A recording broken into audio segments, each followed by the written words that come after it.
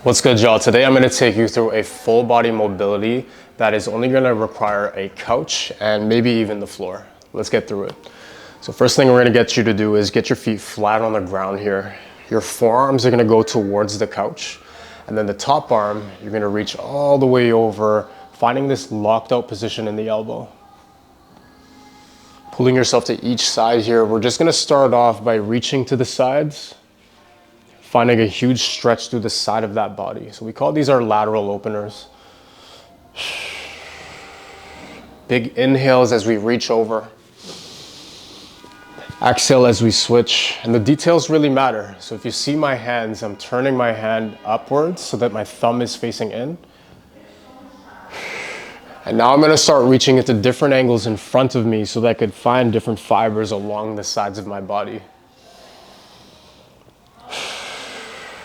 Matching up that inhale with that huge stretch is really going to matter. Exhale as we pull back to the opposite side. Nice work so far. So now, with our feet still on the ground, I'm going to think about my hips and my knees facing forward the entire time. I'm then going to take my hands, keeping my shoulders down, hands over to the back of the couch. And we're going to do that for each side. So I'm trying my best to just use my spine to rotate me towards each side here. Using my hands as a reference point, I might be able to touch the back of the couch or the wall behind me. But again, this is really going to affect how much rotation you can find in that spine. A lot of us are stuck at the desk all the time, so we tend to lose this rotation, which is really important for just effective movement, efficient movement through the day.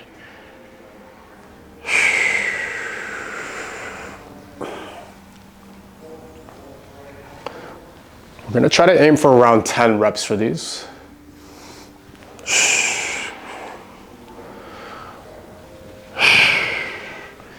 And you shake that off. So next up, once you're done these spine rotations, you're going to take your hands to the back and your fingers are pointing to the back of the room. How I want you to do this is just to make sure your palms are facing flat onto the couch. You're going to roll your shoulder blades back like this. And ideally, our chest will lift up with the ribs flared. From here, your second action is going to take your palms, the back of your palms, the knuckles together like this. And you're actively reaching with an upper back curve. We're going to go through both of these multiple times. So hands to the back, we roll the shoulders back, drive the shoulders down, and it should lift your hips off the couch slightly. Reaching forward with the knuckles facing each other, press the knuckles together as you start to reach forward on a 45-degree angle. And we do this back and forth at least 5 or 6 times. Taking that inhale, exhale on each of these.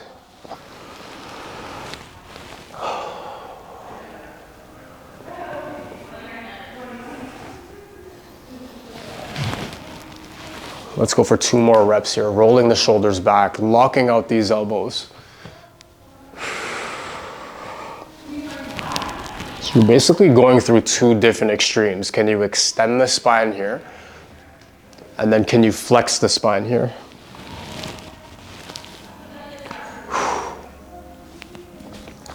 Next up, we get into our seated pigeon. Okay, so our foot and our knee is going to be staying on the couch, making sure that the ankle is still on that couch. We're then going to take our back leg and hang it off the couch. So the knee is dropping down towards the ground. From here, I might already feel a stretch on the back of my hip, but if you want, you can intensify that by driving your chest down towards the front knee. So we go from here all the way down towards that knee. Ideally, from here, we can push the knee into the couch and imprint the couch with the pressure to get back up. And let's go for 5 for each side. Big breath in as we drop. Exhale to lift. Once you get to the top of the lift, I'm going to show you what we do here with our back leg. Push up very tall.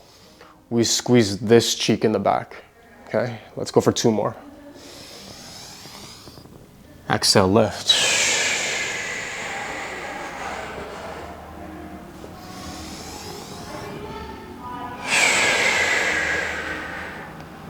From here, I'm just gonna switch my leg and I go 5 reps on the other side. Again, if this is too much for some of you, sometimes you could just stay here and just contract, relax by pushing the knee into the couch, 3 to 5 seconds, and then let go and sink deeper into this hip stretch.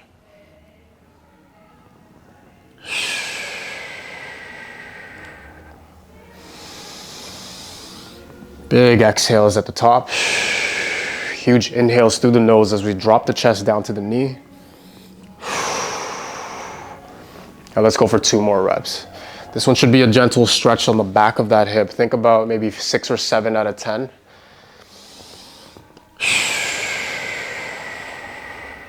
And relax.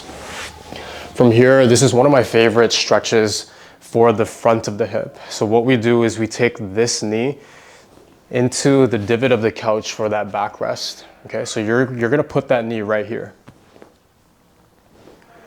The foot is gonna stay up on the couch, relaxed, pointing up to the ceiling. The front foot is flat on the ground. And already, if you start to tuck the pelvis in and squeeze the back cheek, you might feel a big stretch to the front of the back leg. And that's exactly what we're aiming for. Now, you don't need to do too much here. Again, some of you, it's gonna be very, very intense. Just try to tuck the pelvis in and maintain that squeeze as you breathe. The general rule of thumb here is if you can't breathe through this stretch, you're gonna have to ease off a little bit. So putting your hands down once in a while is very helpful. And then you can make your way back into that tall position.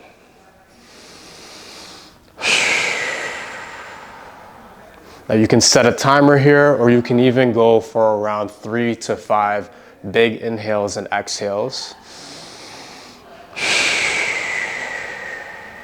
But again, the main priority is obviously stretch the front of the back hip and the ability to breathe through it. One last big stretch here. We're gonna make it more intense by reaching this arm up and above and then maintaining the squeeze on that back cheek here for a 10-second count. Big breath in. Huge exhales. One more time, big breath in. And finish off with a huge exhale. Nice work, shake that off. And we move on to the other side, taking the knee to the back of the couch again. One tip I will give you here is it does feel a lot better to have the bottom of the quads on that seat instead of right on top of that kneecap.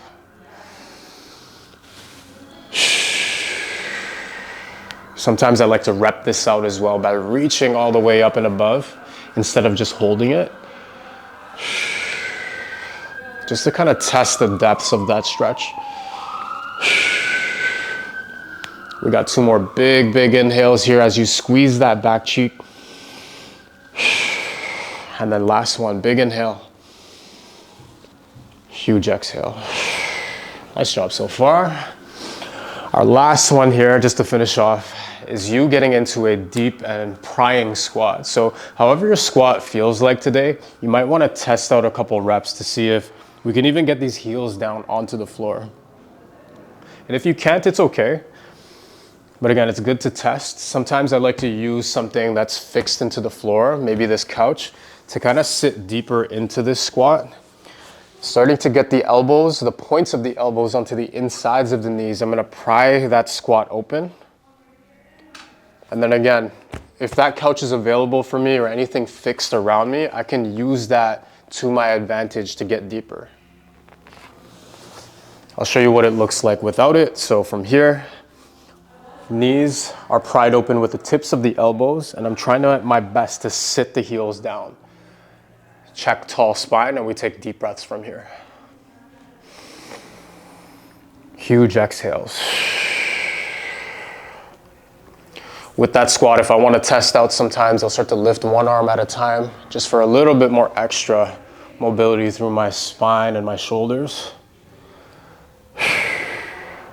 If I ever want to ease off, I could place my hands down and find that groin stretch, almost like you're getting into crow, and then go back into that deep squat.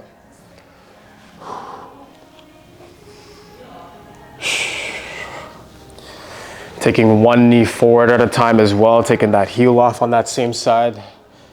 It'll allow you to stay in that deep squat position for a longer period of time. So again, just adjusting here. If you need that couch, it's there for you. And that completes your full body mobility. So something like this you could take a few minutes with. You don't have to do all of these stretches, but if some of these stretches really resonate with you, they're game changers. See y'all next time.